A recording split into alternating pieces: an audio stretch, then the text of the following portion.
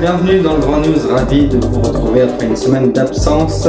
Voici les titres. L'Inde se porte candidate pour organiser les Jeux Olympiques de 2036. Le Premier ministre Narendra Modi a officialisé ce projet alors que son pays accueille la 141e session du Comité international olympique à Bombay. Attentat à Arras, les cours annulés lundi jusqu'à 10h dans les collèges et lycées, une minute de silence prévue à 14h. Le ministre de l'Éducation nationale Gabriel Attal a annoncé un temps d'échange à la fois humain et pédagogique au sein des équipes éducatives auxquelles la Première ministre promet d'assurer leur sécurité.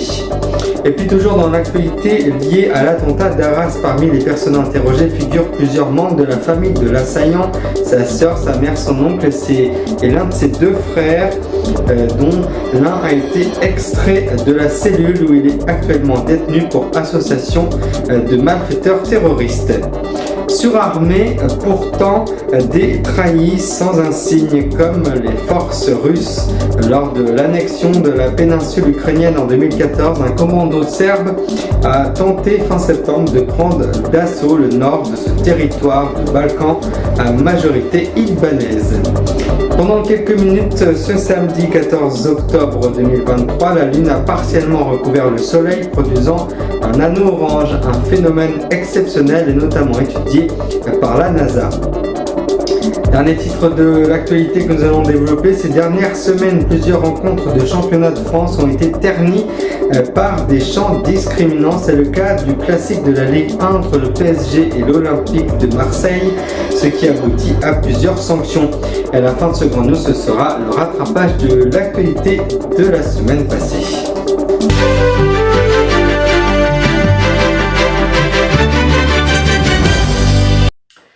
L'un des très enthousiastes à l'idée d'organiser des Jeux Olympiques a déclaré le Premier ministre Narendra Modi ce samedi alors que son pays accueille la 141e session du Comité international olympique à Bombay. Dans son viseur, l'édition 2036 de la grande messe du sport mondial, un projet pour lequel elle ne ménagera aucun effort, a insisté le dirigeant. Après Paris à l'été 2024, ce sera le tour de Los Angeles en Californie en 2028, puis de Brisbane en Australie en 2032 afin d'organiser ces événements. Si l'Inde obtenait l'édition suivante, elle deviendrait la 4e nation asiatique à avoir cet honneur après le Japon, la Corée du Sud et la Chine.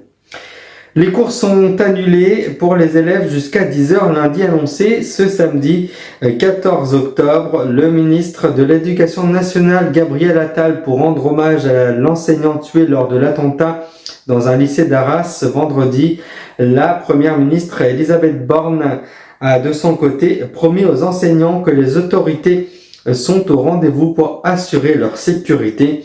Un temps d'échange à la fois humain et pédagogique aura lieu au sein des équipes éducatives des établissements lundi entre 8h et 10h en mémoire des victimes des attentats commis contre notre école. Un accueil minimal sera toutefois assuré dans les établissements pour les élèves n'ayant d'autre choix que de venir avant 10h et pour leur permettre de patienter avant la reprise des cours. Les transports scolaires, eux, auront lieu comme prévu.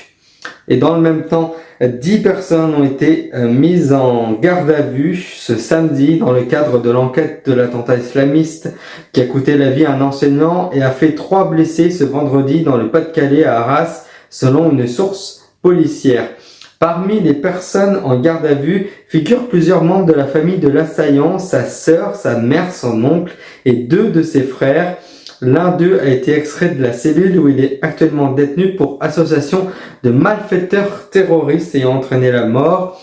2 Biélorusses avec qui l'assaillant était lors de son contrôle par la police la veille des faits font aussi partie des gardés à vue, a précisé une autre source policière, mais rien ne dit qu'ils soient mêlés aux faits.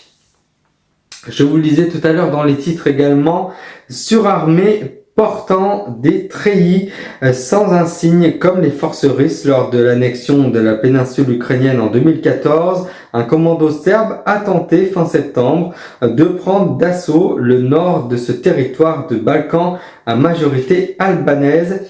De son côté, il est retombé dans sa léthargie. Seuls les impacts de balles sur les quelques fenêtres et les portes et les portails défoncés du monastère orthodoxe qui surplombe ce modeste village au nord de Kosovo, portant les traces de violents affrontements déclenchés sur place le 24 septembre dernier par un commando d'hommes serbes surarmés. Des millions d'Américains ont pu observer ce samedi une éclipse annulaire de la Lune ayant recouvert le Soleil. Durant quelques minutes, en laissant apparaître un cercle de feu, l'éclipse a ensuite été vue au Mexique, puis en Amérique centrale, au Honduras, au Costa Rica, au Nicaragua notamment. Le premier pays d'Amérique du Sud à l'avoir vue a été en Colombie. Lors d'une éclipse annulaire, la Lune est un peu éloignée de la Terre que durant une éclipse totale et de son diamètre semble donc de son point de vue légèrement inférieur à celui du Soleil, ce qui produit un anneau orange. On peut d'ailleurs le regarder avec des lunettes spéciales. L'événement est également une opportunité scientifique pour la NASA qui prévoit d'étudier de près les changements des températures et de l'atmosphère. Plusieurs actions vont être mises en place pour le ministre des Sports et des Jeux Olympiques en les instances du football pour lutter contre l'homophobie dans les stades, rapporte ce samedi l'agence France Presse. L'AFP donc a pris connaissance d'un courrier adressé au club des professionnels et aux sélections par la ministre Amélie Oudéa-Castéra, Bérangère Couillard, sa collègue chargée de l'égalité entre les femmes et les hommes et la lutte contre la discrimination, ainsi que les présidents de la Fédération française de football, la FFF, Philippe Diallo, et la Ligue des professionnels, Vincent Labrune. Et à présent, je vous propose de regarder le rattrapage de l'actualité de la semaine passée. C'est tout de suite. Voici le générique et on se retrouve juste après.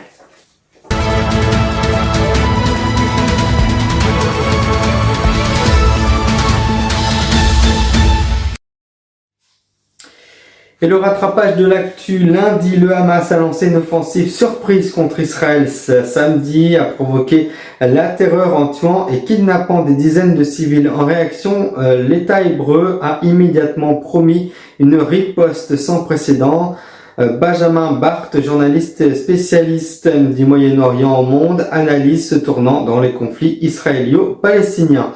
Mardi, une enquête pour violence conjugale a été ouverte contre l'animateur phare de M6, Stéphane Plaza, après des accusations de 2 femmes annoncées mardi, le parquet de Paris confirmant une information de Mediapart. Mercredi, l'un des corbeaux qui ont écrit une lettre anonyme aux grands-parents du petit Grigory Villemin, disparu il y a plus de 35 ans, dont le meurtre reste irrésolu près de 40 ans après, a été identifié, mais il s'agissait d'une fausse piste annoncée ce mercredi le parquet général de Dijon.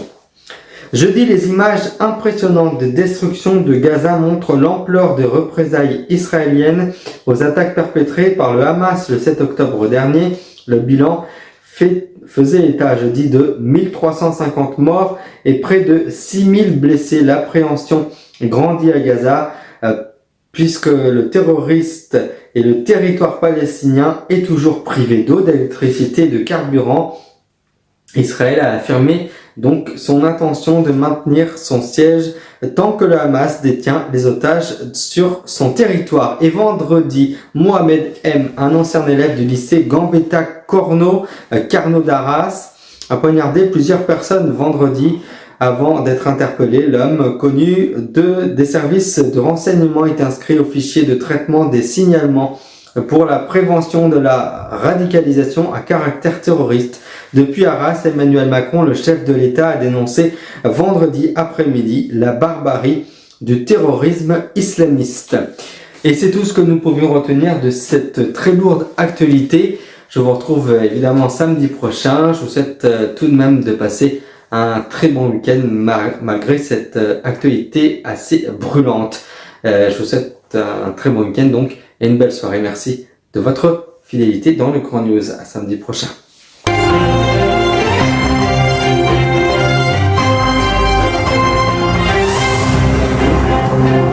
Retrouvez-nous sur legrandnews.sitew.org.